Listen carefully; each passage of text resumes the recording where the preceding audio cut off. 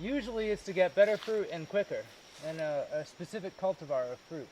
But in other cases, like in the case of chempedak, you might do it to get a better rootstock.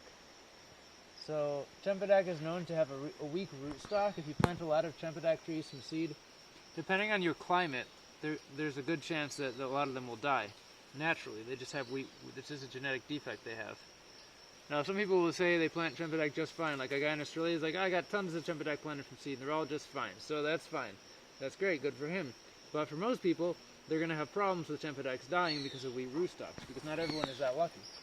So what you can do to fix that is, we have this chempedak plant, and because it's hard to graft artocarpus plants in general, plants in this family, approach grafting is the most successful way to do it, because both plants are alive and you don't lose one if the graft fails, and it's much higher chance to be successful.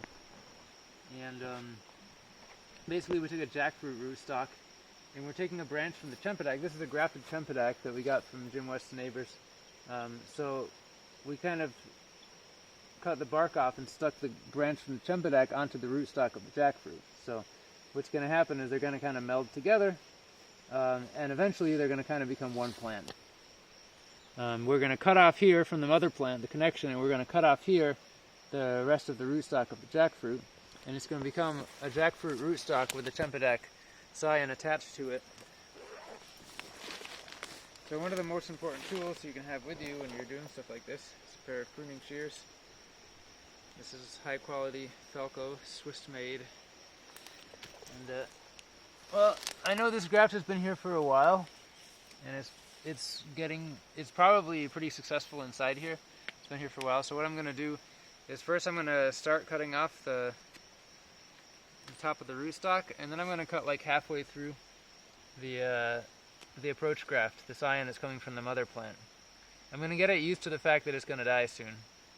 I'm not going to cut through completely because there's a chance the graft will fail still, but I'm going to cut pretty much more than half of it. And it's going to cut off the sap hole, and this plant is going to start getting more of its sap from the rootstock rather than from the mother plant. I'm going to do the same thing over here. In fact, if I check the graft, I can see it's doing pretty well. I'm going to take all this tape off because it can still break. It's pretty, it looks pretty good in there. The joint is kind of melded together. It looks like you welded metal or something. But it's wet in there because the tape was open. So when the tape is open, the tape breaks open like that did.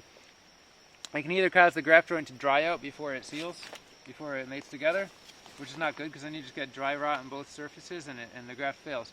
Or it can get wet and rot. You don't want it to get wet and rot either. So what I'm going to do now, I don't think I really need the rubber band anymore, but I think it's, yeah, I don't know. I'm going to leave it to be safe. But I got my grafting tape here, budding tape. I'm going to cut off a piece and retape this. Leaving the bottom open so that moisture can get out. Wrap it around, all the way around. Each time I go up a layer, I overlap 1/3 of the layer below it. So the tape's not too thick.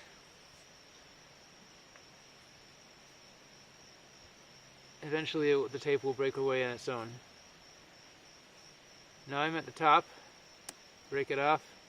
I want to seal the top because water can get in here and water will stay in here and rot the joint. So take my piece of grafting tape, pretend it's a diaper, make 2 little cuts into either side in the middle, so it's like that. And I put it over the top here. So that little thing in the middle that I left is covering the open spot in the middle, and then I wrap around both sides.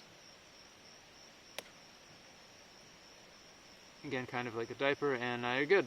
So this tape will stay for a little while longer. Now, because the joint is starting to seal there, I can start doing things like cutting off the top of the rootstock and cutting through half of the, not too much, cutting through half of this. Yeah.